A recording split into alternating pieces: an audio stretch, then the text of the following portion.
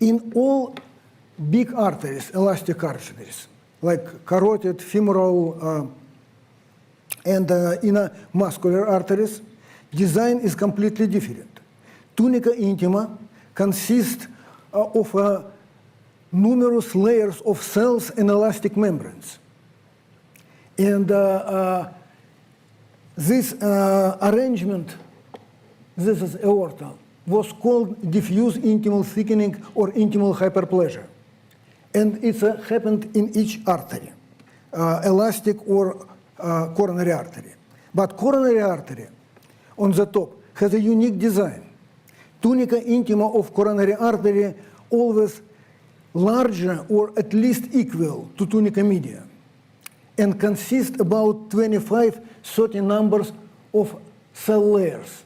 You can see it in here.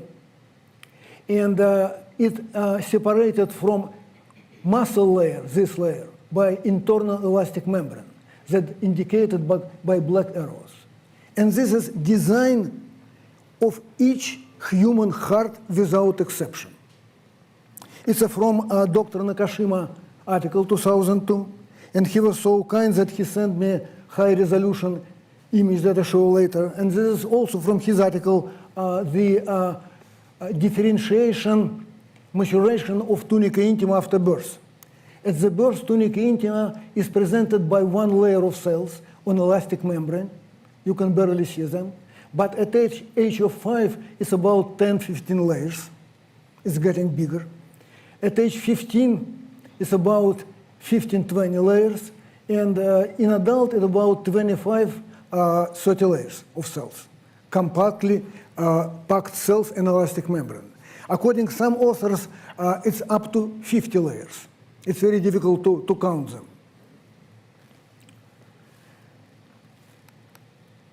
So there are many publications that show that tunica intima of normal human coronaries comprise out of many cell layers.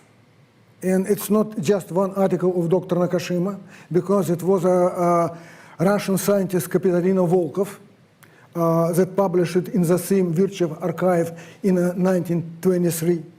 Before her, it was a German scientist, Richard Thomas, who wrote this. So it's a well-known fact. Nevertheless, there are articles that continuously pretend that there is no cells in a tunica intima. And all cells that appeared here are arriving only with disease progression. And, you know, frankly, at first, when I looked at it, I thought it was just illustration error. Usually scientists don't do such great illustrations themselves, they have professionals. But when I looked at an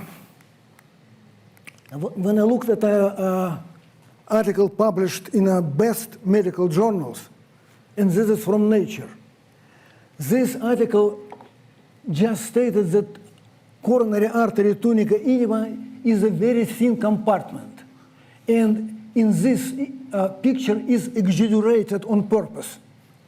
So it's an empty space, there is no cells, just collagen and proteoglycans.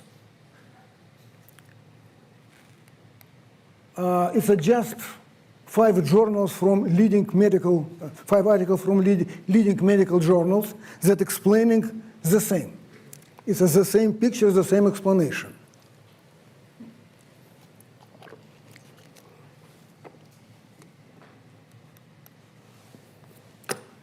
So it appears that all publications on a cholesterol hypothesis consistently misrepresent morphology of human coronary arteries. But why? I suggest that the reason is very simple.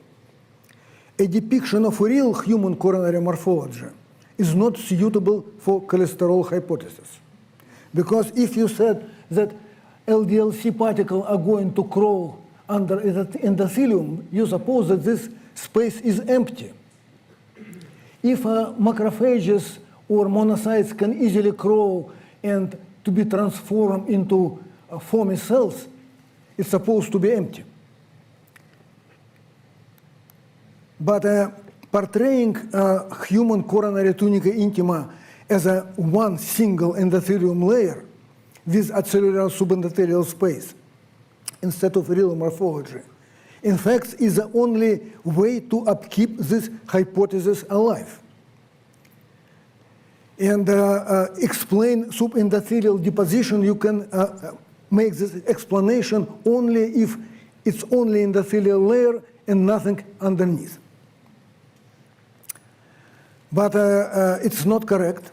And the facts are that coronary tunica intima is not one cell layer, but multi-layer arrangement. Coronary atherosclerosis never starts with subendothelial lipid deposition. On the contrary, it starts always with a lipid deposition in deepest layer of tunica intima. And again, it's not recent discovery. It's the same Kapitalina Volkov who published this article in 1929 in the same virtual archive.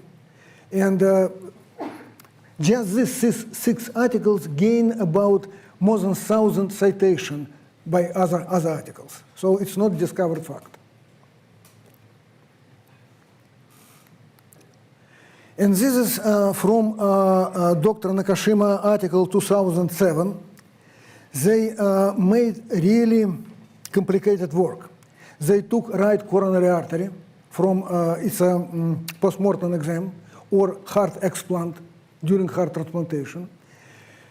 And they studied first deposition of lipids. They stained for elastic elastin to separate tunica intima in green and tunica media in yellow.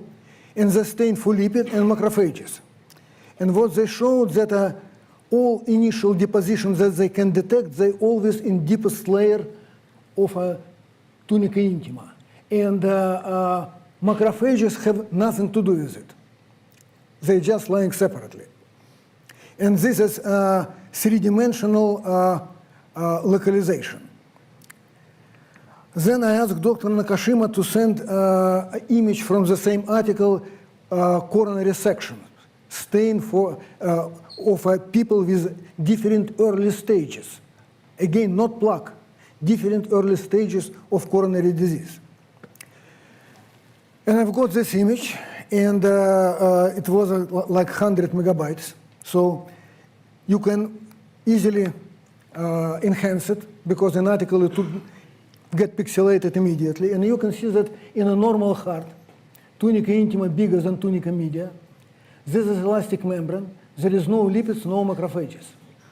First deposition started at grade 1 fatty streak, very close to internal elastic membrane in deep tunica intima. There is no macrophages.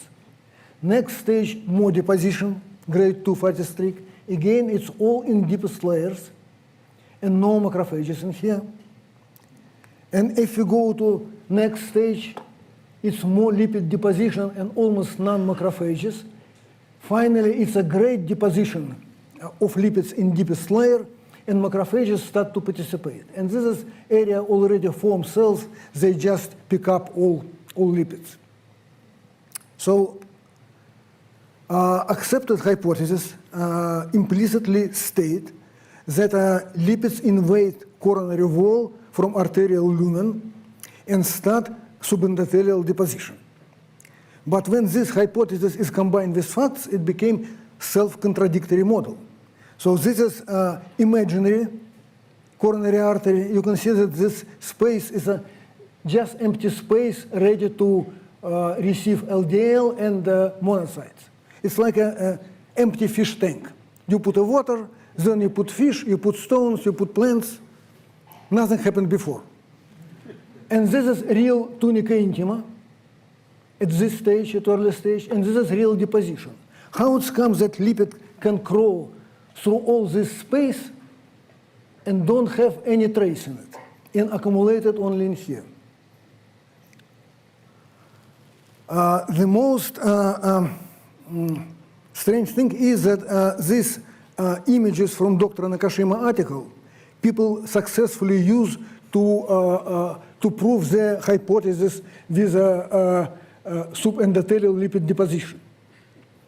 They just use their images and put in their articles. But is there any hypothesis that can explain reality? Let's first talk about facts. What is a peculiar feature of tunica intima? Tunica intima, in all arteries, it's a avascular compartment. It receives oxygen and nutrients by diffusion, either from arterial lumen or from adventitial vasa vasorum that goes into sort of tunica media.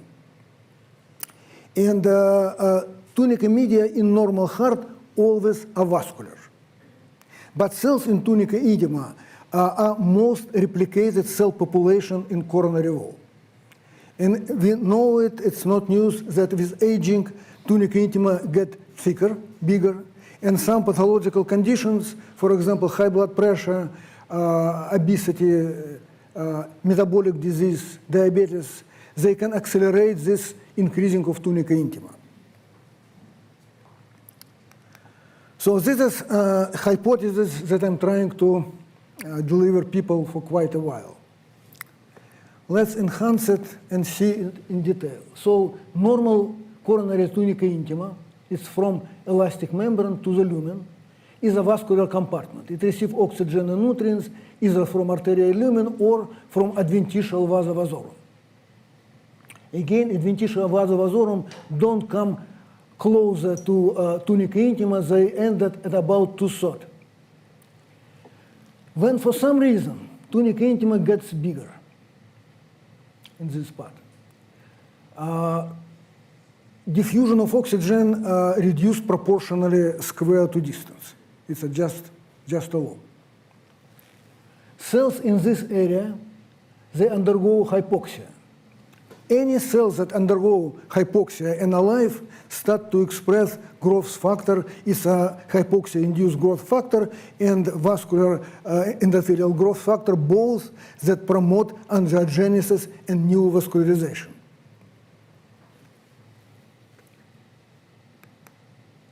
So as soon as this area became vascularized,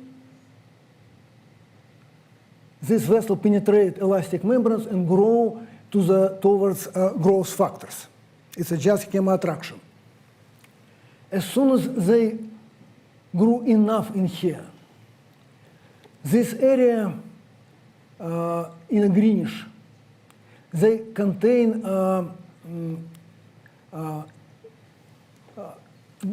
biglycan. It's a proteoglycan that has very lipophilic property. Before, this biglycan always have lipophilic property, but it has not, doesn't have a direct contact with the blood and LDL particles. So it's separated. It's separated from the birth to the adult age. As soon as it becomes this area vascularized, neovascularized, it just opens a door for a direct extraction by biglycan, lipoproteins, and LDL particles particular in this area. And this biglycan is fixed. It's not movable substance. So everything ended up in here at early stages. And this is the same my schematic, but with a real picture from Dr. Nakashima article. You can see that it's about the same.